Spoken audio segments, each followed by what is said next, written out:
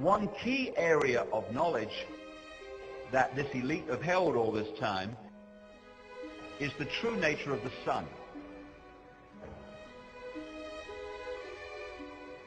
All through this period we're talking about, there have been two levels of knowledge in everything.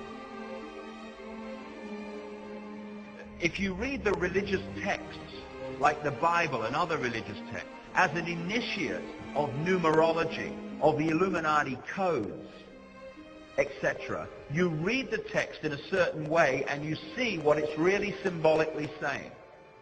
If you're not initiated into that knowledge, and most people aren't obviously, you read the same text and you are encouraged to take the symbolic literally. So, the same piece of text can be a means of passing on knowledge through initiates and creating prison religions and prison histories for the masses.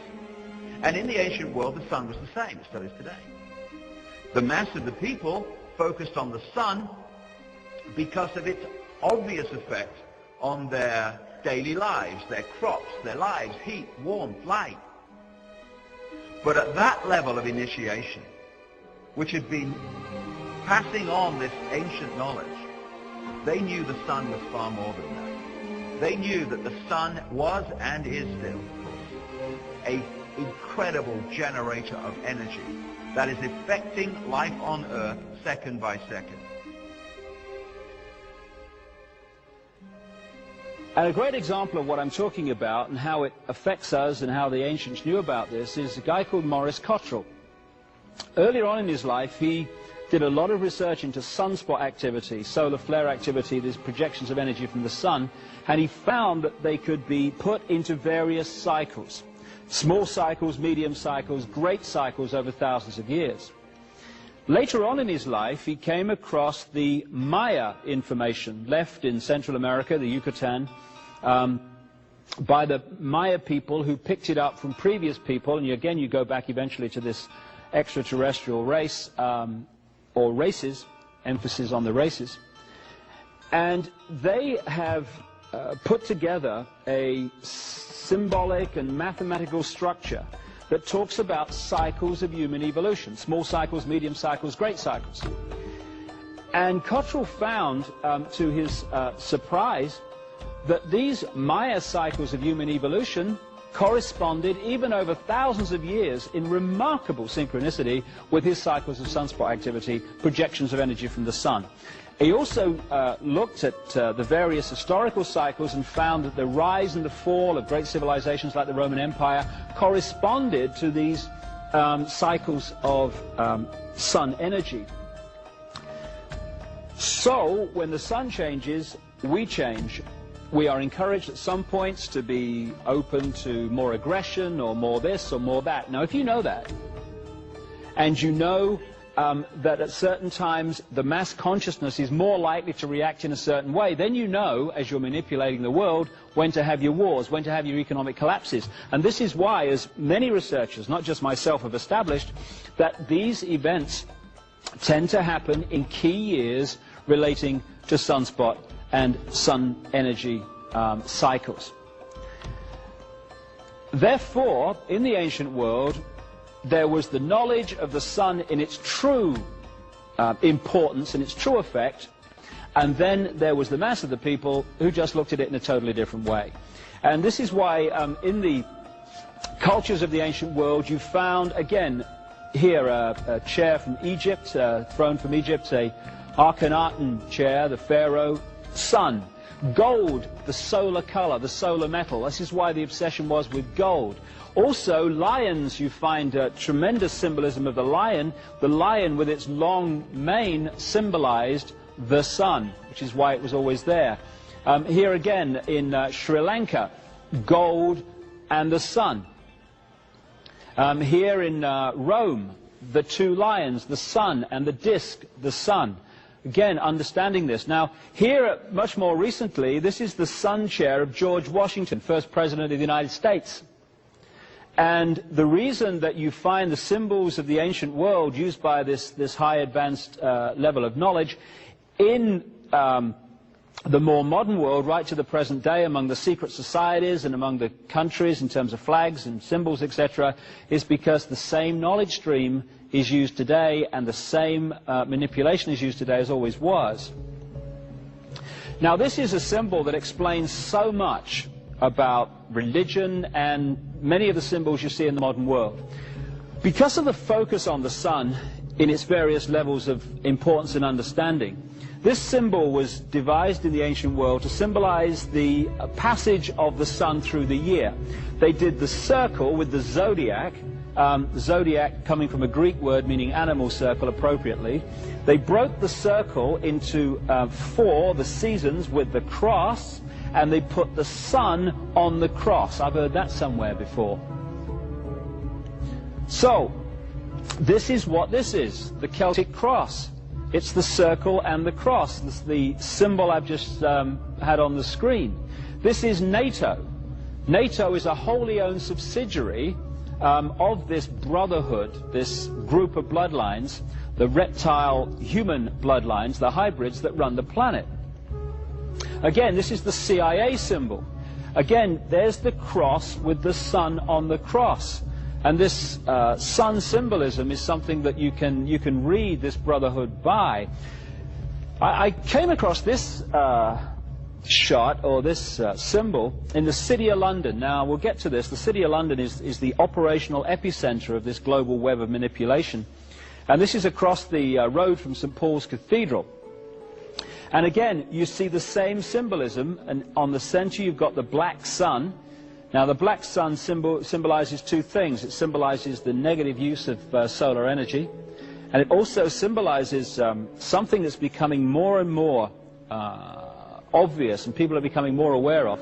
And that's that it's not just the planets that go around the sun in the solar system. This solar system is also traveling around a central point.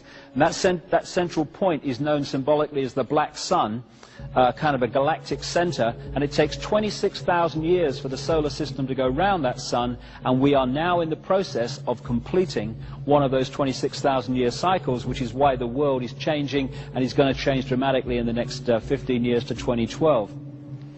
So again, this symbol keeps coming up in the modern world as well as the ancient one. Now, even in the design of cities, which this brotherhood has in the modern world controlled, you see exactly the same symbol.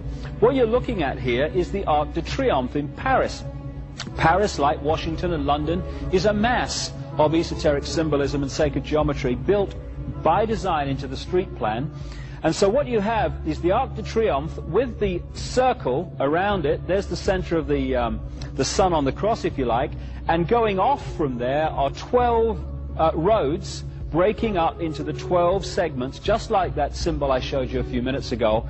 And this, again, is sun symbolism from the ancient world carried by this group. And even in the road, on the road plan around the Arc de Triomphe, you see the sun there making the point. But if you don't realize where all this is coming from, it just seems like kind of nice design. Again, up there, Order of the Knights Templar and the York Rite of Freemasonry. That symbol there with the cross and the crown is the way the symbol of the circle and the cross has been got into Christian churches without people realizing what it means. It's the same symbol, the cross and the circle. This is an ancient stone depiction of the Phoenician and many other cultures within the Middle Near East, but certainly the Phoenician sun god called Bel, or Bil, who became the Canaanite Baal. And there you see the halo around the top of his head symbolizing the sun. Demonstrably, the white race took the world over. They came out of the Caucasus Mountains and this area of the world in two basic ways. Go one way first, by land. They came out of the Caucasus Mountains, and incidentally, what do Americans call white people? Caucasian. Why do they call them after some mountains in the Near East? Because that's where the white race came from. They came across land into Europe, and they changed their names. They were the Scythians, they were the Sumerians, they were many different names, and if you follow the movement of people, you find that they became the white race of Europe. they became the Anglo-Saxon race, because the Angles and the Saxons were simply different names for the same race. They became the Scandinavian peoples, they became the British, they became the French, they became the European white race. And within this white race were these Anunnaki bloodlines, these reptilian bloodlines. And these were the ones, when you do the research and the genealogy, that ended up again and again and again in the positions of power. Now this is Ben.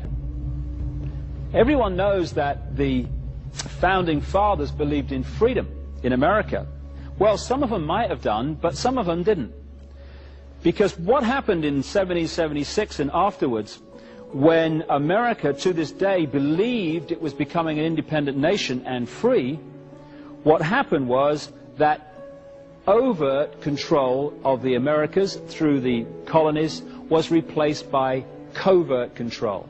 America has never been free of Britain's influence and control to this very day, and it's about time it was. And people like Benjamin Franklin, and I document this in detail in The Biggest Secret, were agents of British intelligence and the British Crown. This guy was parked in Paris as an ambassador in Paris, and he spent tremendous amounts of time in London. More than that, I said earlier that one of the common themes of these bloodlines through history is blood drinking, satanic ceremonies, etc., etc., human sacrifice. That's what this guy was into. He was one of the top Freemasons in America. He was a member of key Freemasonic lodges in France, which created the French Revolution, like the Nine Sisters Lodge. And he was a member of a really elite secret society and satanic human sacrificing, blood drinking operation in Britain called the Hellfire Club, run by a British government minister called Sir Francis Dashwood, and who built underground chambers in his estate at Wickham, north of London, to do the sacrificing and stuff.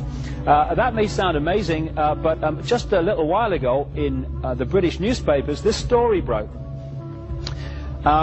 Again, while Benjamin Franklin was fighting for freedom for the American colonies, he parked his bum in London. And he lived in a place called 36 Craven Street near Trafalgar Square. Well, they've just been renovating that to turn it into a Benjamin Franklin museum. And bingo, they found 10 bodies underneath the floor, 6 of them children, and they've dated them to the time Benjamin Franklin lived there. They've said, oh, he must have been into body snatching. When you link it to his other activities, I think there's probably another explanation. Thomas Jefferson, again, one of the aristocratic bloodlines from Europe, and a guy who was a member of the Rosicrucian secret society and other esoteric secret societies that carried this knowledge. He just didn't tell anyone else about it. He also owned 200 slaves, Thomas Jefferson, while writing that every man is created equal. Slight contradiction there, I feel. Maybe we're all equal unless you've got a black face. And so when you look at the presidents from the very start, this is George Washington. Again, another of the aristocratic bloodlines from Europe that became presidents of the United States. When I'm talking about these same bloodlines taking over Europe and then through the British Empire taking over America and other countries, I'm not kidding. When you do the genealogical research, you find some remarkable statistics. Since George Washington became president in 1789, and including him, every single American presidential election has been won by the candidate with the most British and European royal genes.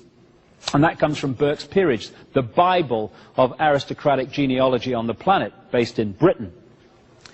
We've had, at the time that I'm speaking these words, 42 American presidents. 33 of them are genetically related to England's Alfred the Great and Charlemagne, the most famous monarch of France. Way back, he became monarch for the Holy Roman Empire. Of the 42 presidents, 19 have been genetically related to England's King Edward III, who has thousands of blood connections to Prince Charles. And then you look at Bill Clinton. Bill Clinton's a kid from Arkansas, we all know that. Not connected to any bloodlines, just a kid off the street, made good, because anyone can become president in America. I know, I read it somewhere. Clinton is genetically related to the House of Windsor, to every Scottish monarch, to King Henry III of England, and to King Robert I of France. And this is why, because of his